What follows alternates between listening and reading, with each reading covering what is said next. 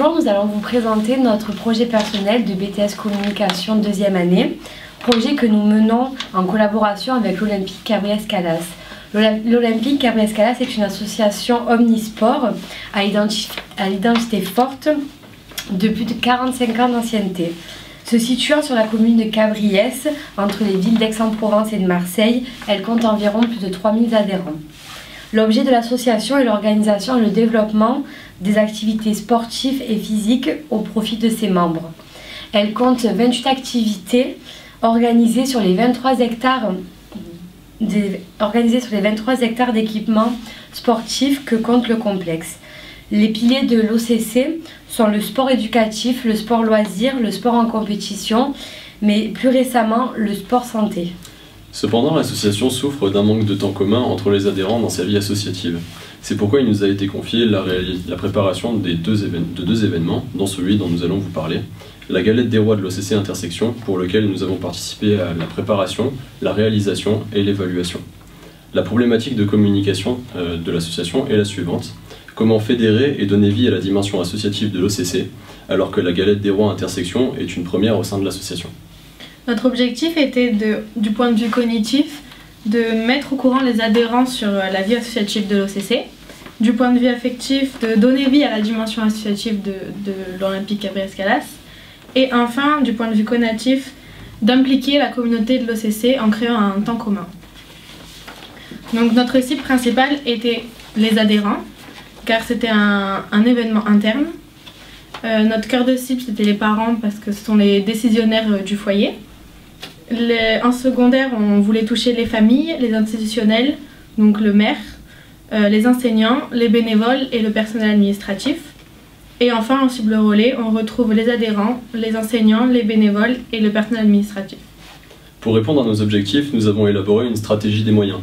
On y trouve tout d'abord la newsletter mensuelle envoyée au contact de la base de données des adhérents de l'association.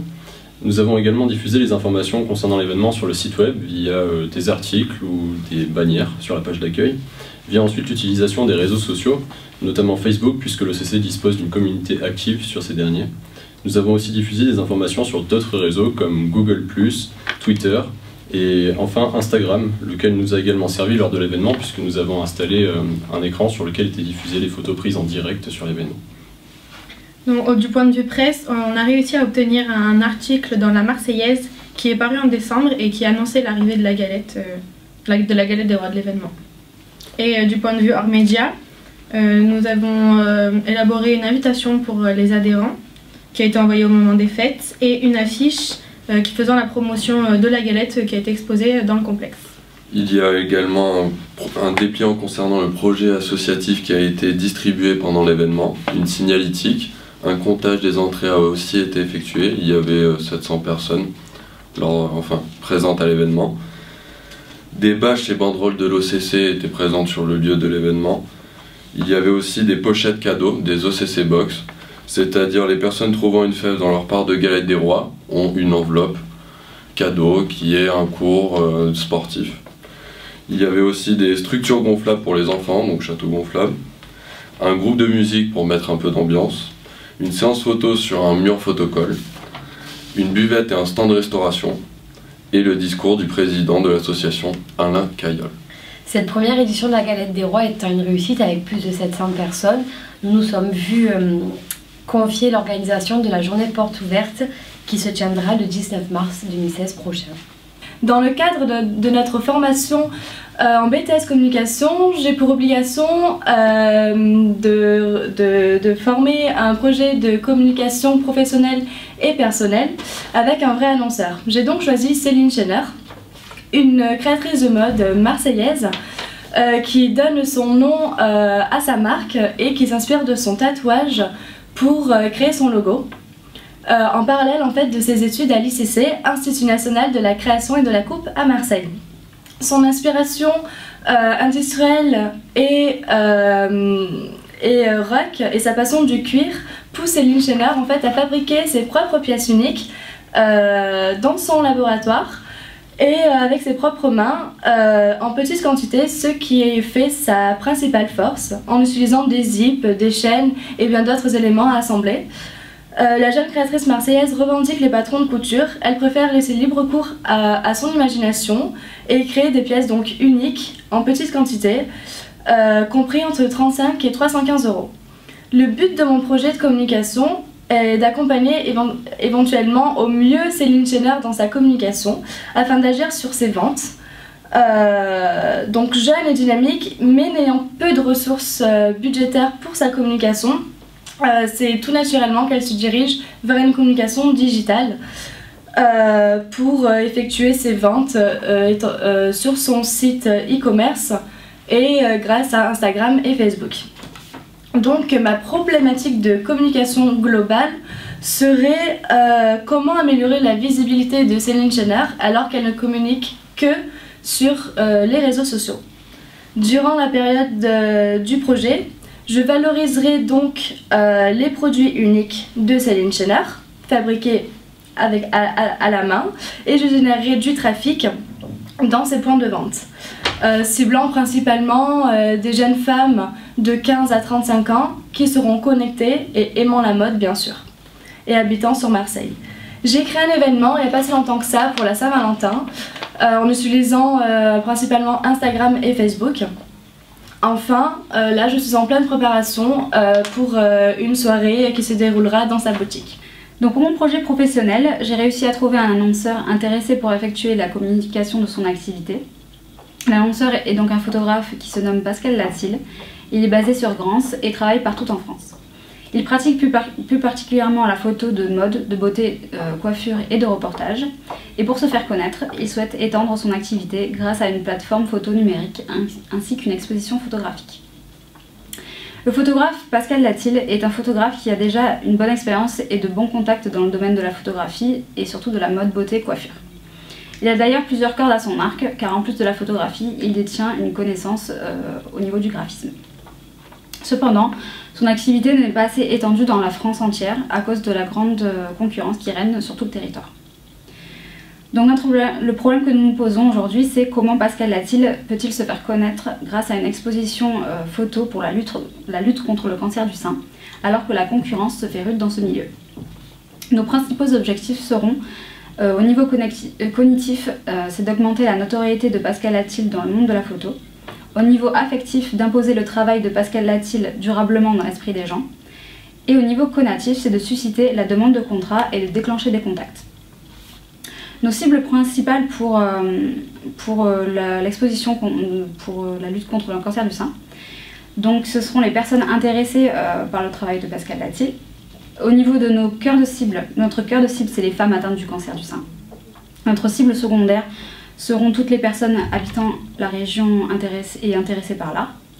Et notre cible relais, ce seront les presses locales et régionales. Au niveau de nos moyens, donc, nous allons organiser une exposition photographique contre le cancer du sein dans une galerie d'art. Pour cela, nous demandons des partenariats avec des associations de lutte contre le cancer du sein. Éventuellement une chirurgienne ayant opéré des femmes atteintes du cancer du sein et ayant une expérience là-dedans. Des femmes elles-mêmes atteintes du cancer du sein qui pourront servir de porte-parole lors de l'événement. Et de créer un compte Ulule afin de financer l'exposition. Nous avons aussi choisi le public postage pour faire des flyers et des affiches afin de faire connaître l'événement. La relation presse pour faire appel à la presse locale et régionale. De l'emailing pour envoyer une invitation aux potentiels intéressés. Et le community management pour communiquer sur l'événement, sur le site web et les réseaux sociaux. Voilà, merci de m'avoir écouté. Dans un premier temps, je vais vous présenter mes moyens de communication pour l'entreprise ePrint 3D. ePrint 3D est une start-up basée à Marseille depuis 2015. Elle est spécialisée dans l'impression 3D de production de céramique. C'est une usine destinée à la création, au prototypage et à la fabrication de mobilier de design destinés aux professionnels et aux particuliers. Il y a des imprimantes 3D nouvelle génération qui permettent de produire des objets allant de petite à grande série. ePrint 3D souhaite dans le futur développer deux services, WAF et eDesign. Dans un premier temps, il m'a été demandé de me concentrer sur les moyens de communication générale de l'entreprise et ceux de WAF. WAF a pour destination d'être un catalogue web en ligne d'objets et de mobilier design contemporain accompagné d'une plateforme de designers internationaux. Alors, dans un premier temps, j'ai fait un SWOT. Mes forces principales sont les moyens matériels qui ont été déployés. C'est un nouveau concept innovant et également qui se différencie, qui est rapide et dont le coût de fabrication est réduit.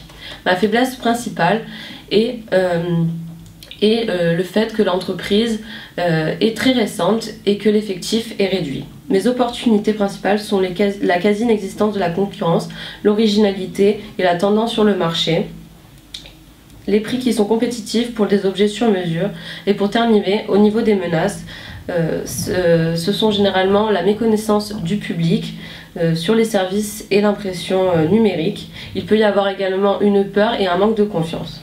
À présent, je vais vous exposer ma problématique de communication. Alors, comment faire changer le comportement des professionnels vers les services de l'entreprise ePrint 3D alors que le concept de fabrication est novateur et qu'il peut être difficile de déloger ses habitudes d'achat. Au niveau des objectifs de ma stratégie de communication, de mes objectifs principaux, ce sera principalement au niveau cognitif de faire connaître le concept et service d'ePrint, au niveau conatif de provoquer durablement, d'imposer durablement la marque, excusez-moi je me suis trompée, au niveau conatif de provoquer une demande de renseignement de la part des médias et de professionnels et d'inciter à l'achat. Au niveau affectif, ce sera d'imposer durablement la marque dans l'esprit des consommateurs. À présent, je vais vous énoncer mes cibles de communication. Mon cœur de cible est sur du B2B essentiellement. Donc on y retrouvera les professionnels, les responsables de magasins, de design et de décoration, et également les restaurateurs haut de gamme localisés dans les Bouches du Rhône. Ma cible relais est la presse urbaine locale, la presse spécialisée sur les nouvelles technologies, le design, la décoration et sur les métiers de la restauration et de l'hôtellerie. Pour conclure sur ma cible relais, j'ai également préconisé les blogueurs. Maintenant, je vais terminer sur ma stratégie des moyens. Donc voici les 10 moyens de ePrint 3D. Je préconise une journée, une soirée d'inauguration avec une visite des locaux, une démonstration, une explication et un buffet. Un site internet également pour lequel je ferai l'arborescence du site et je choisirai moi-même les prestataires qui interviendront sur la création de ce site.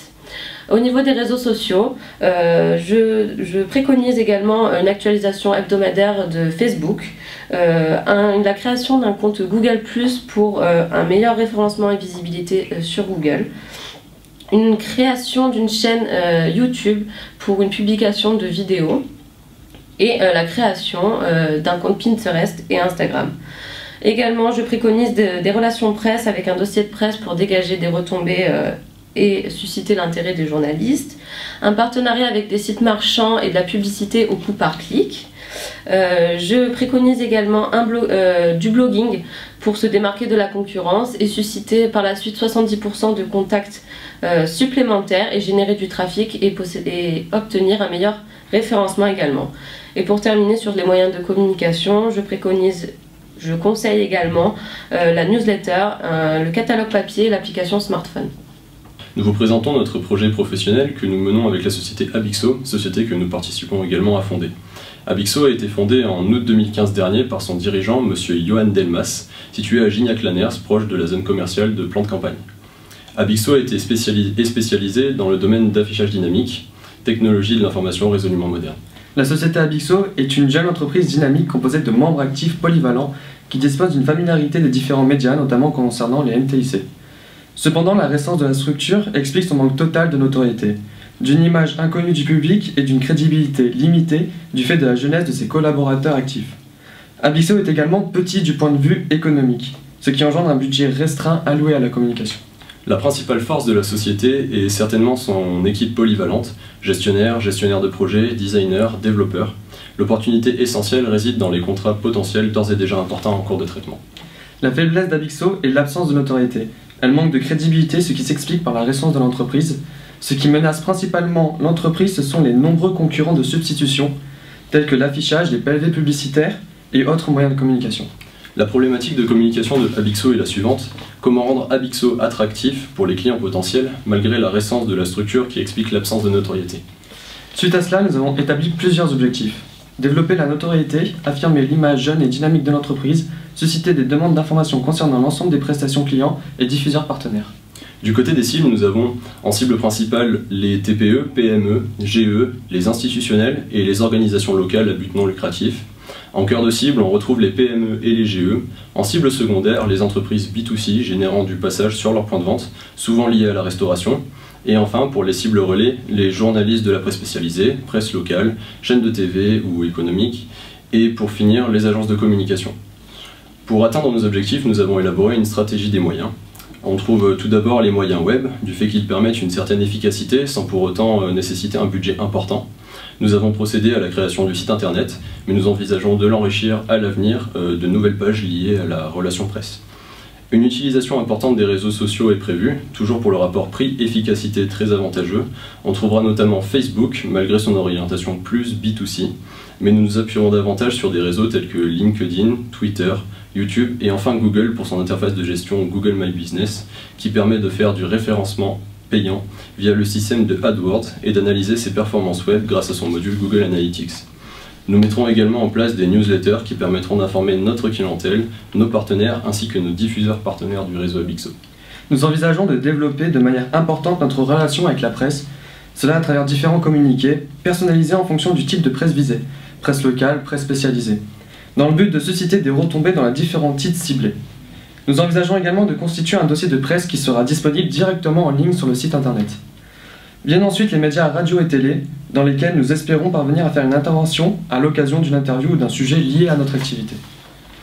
Aussi, disposant d'ores et déjà d'un petit réseau d'écrans d'affichage dynamique, nous diffusons notre spot visuel sur l'ensemble de celui-ci. Nous avons décidé de contacter les agences de communication situées sur notre zone de chalandise qui se situe dans le triangle Aix-Marseille et Tandberg. Pour cela, nous procéderons à l'envoi du mailing personnalisé dans le but de susciter leur intérêt. Enfin, nous avons élaboré des outils commerciaux tels que des cartes de visite et des plaquettes et nous envisageons d'en créer davantage pour répondre aux besoins d'information de l'ensemble des offres. En termes de budget, il est de minimum 500 € et peut être augmenté en fonction de la réussite commerciale de l'entreprise. Nous vous remercions de votre attention et à bientôt chez Abixo.